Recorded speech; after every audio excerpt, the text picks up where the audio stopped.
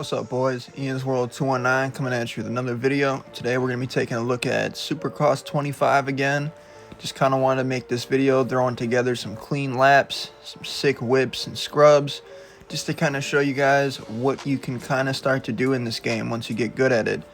Now, this game's a lot different than Supercross 6, meaning it's not as casual. What do I mean by casual? Supercross 6 was kind of a game where you could give the controller to someone who's never played before. They're going to be able to lay down fast track times, get good clean laps with minimal to no practice.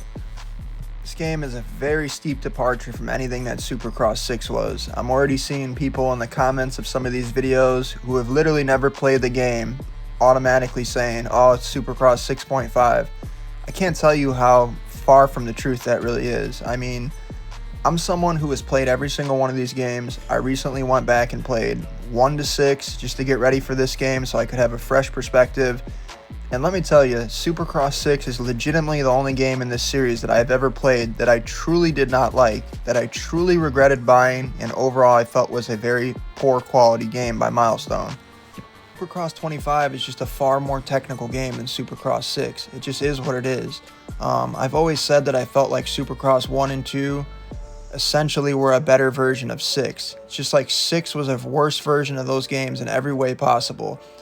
In this game, your bike's going to have momentum. Your bike has inertia to it, meaning that if you go to hit a line and you fuck up, you're going to lose a lot of time. You're not going to just be able to recover instantly. The new turning mechanic, it definitely does feel a little bit wonky at first.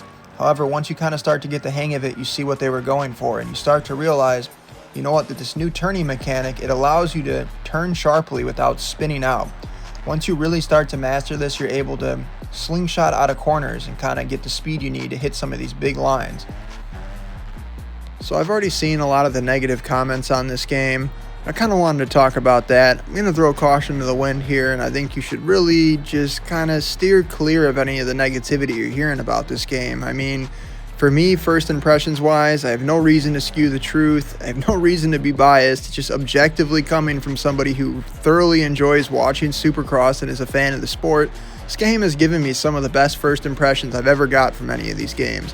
I think that a lot of the hate you see from some of these people, they're going into these games expecting them to be like MX bikes. They have unrealistic expectations, and you'll listen and you'll hear some of these people's comments, and it's just the most crazy nitpicking shit you've ever seen in your life. And this right here is just a clear-cut example of what I'm talking about. I mean, listen to this.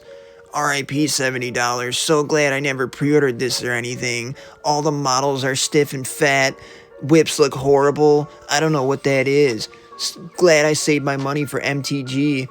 He compares it to Supercross 6.5 too. I kind of tell this guy, hey man, you're completely wrong. This is completely a different game than Supercross 6. He proceeds to tell me, oh man, you're so wrong, buddy. I feel bad for you. I mean, this is just just a shining example of what I'm talking about. Somebody will have a clear-cut skill issue with the game, or they're expecting something outside of the bounds of anything that Milestone is even trying to do with their Supercross games, and they run to the internet declaring that this game sucks while comparing it to a simulation race game like MX Bikes. It's just ridiculous, man. I mean, I just showed a couple more whips. I've been watching Supercross for many years. Those whips look perfectly fine to me, man. The physics are freed up. I don't know what the fuck some of these people are complaining about. I definitely understand being pissed off at a game if it just fails to hit the mark in all tangible ways. Kind of like a game like MXGP 24. That was a terrible interpretation of anything motocross related. I understand that. But a game like this, especially when you stack it up to the best that this series has had to offer, bro, quit bitching, bro. Some of these people just sound like bitches. Alright, so I kind of just show that, man, just to let you guys know. Formulate your own opinions. Don't see some of these comments that are written by these miserable dweebs, because that's what they are, man. Nothing that Milestone ever does in their games is going to be enough for these people. With the exclusion of Supercross 6, as that was a uniquely bad game.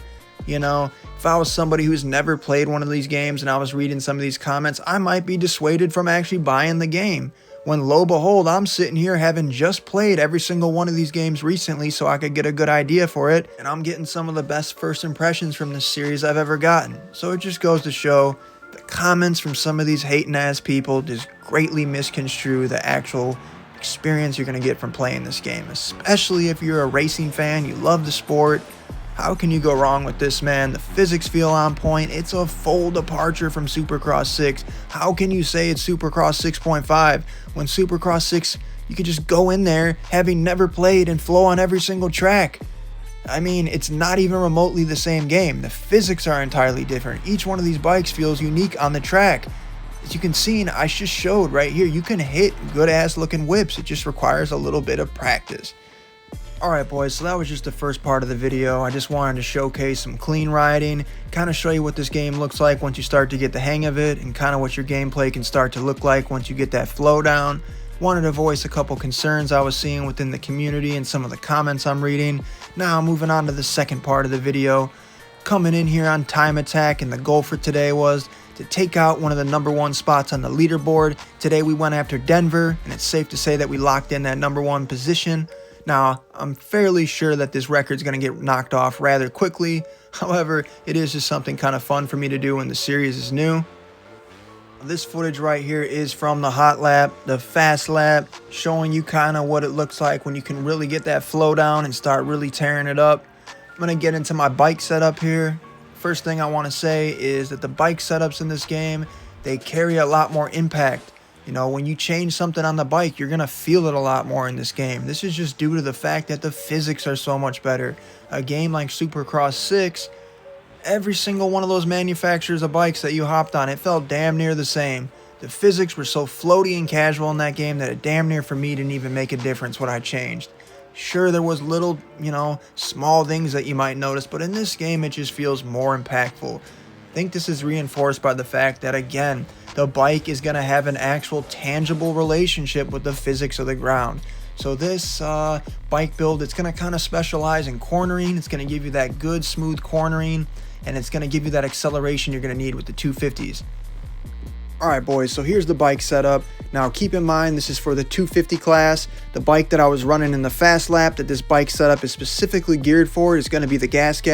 However, I am fairly confident that this exact bike setup will run fairly well regardless what manufacturer you choose.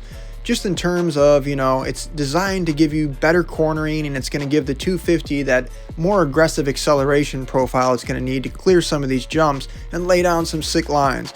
It took me a little bit of time to put this together. If you have any questions, feel free to ask. I'd be more than happy to answer. I just kind of wanted to make this video just to showcase some clean gameplay, showcase the whips actually do indeed look pretty good in this game, So with that, I hope everyone enjoys. Have a good one. Peace.